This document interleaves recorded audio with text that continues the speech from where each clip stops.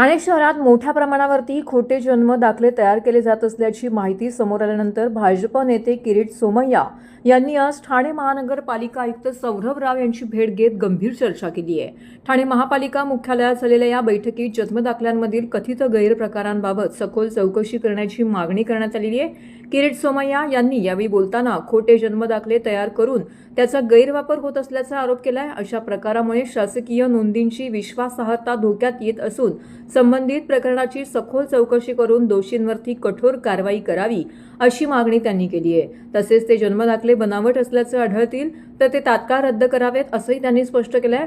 दरम्यान महापालिका प्रशासनाने या प्रकरणाची गंभीर दखल घेत आवश्यक कागदपत्रांची पडताळणी केली जाईल असं आश्वासन दिल्याची माहिती समोर आली आहे।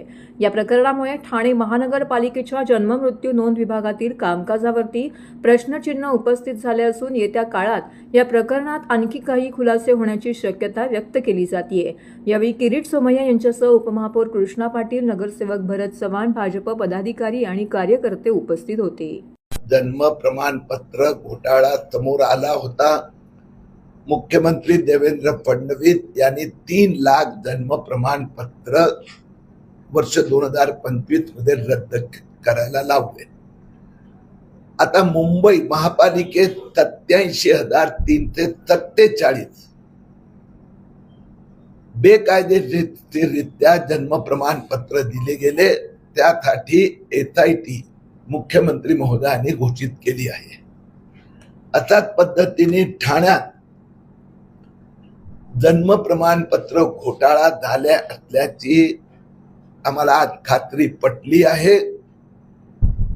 गेल्या 2 वर्षात 2024, 25 आणि 26 ठाणे इथे 7,000हून अधिक बोगस बेकायदेशीररित्या जन्म प्रमाणपत्र देण्यात आले तर लक्षात येत आहे।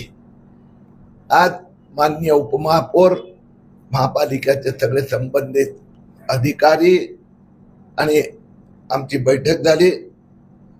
त्यात या विषयावर विस्तृत चर्चा झाली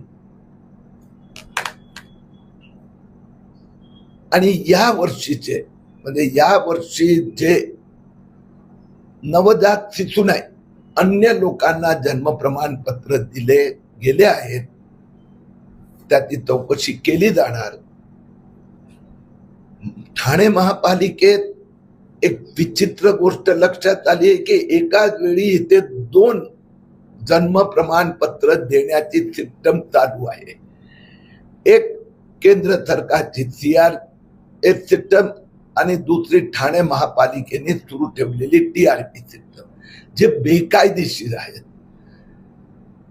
या संबंधात मी मागणी केली आहे की ठाणे महापालिकेने गेल्या 5 वर्षात जे एडल्ट लोकांना मोर देन 18 इयर्स वाल्यांना सुधारित किंवा नवीन किंवा स्थलांतरित ज्यांना जन्म प्रमाणपत्र दिले आहेत त्यांचा फॉरेन्सिक ऑडिट करा। जन्म घोटाळ्यावर जास्त लक्ष देत आहे कारण की आपण बंगालमध्ये पाहिलं 64 लाख बांगलादेशी मतदारांची नावं रद्द करण्यात आली कारण की SIR मध्ये सगळे पुरावे द्यावे लागतात। इथेही तशीच स्थिती आहे।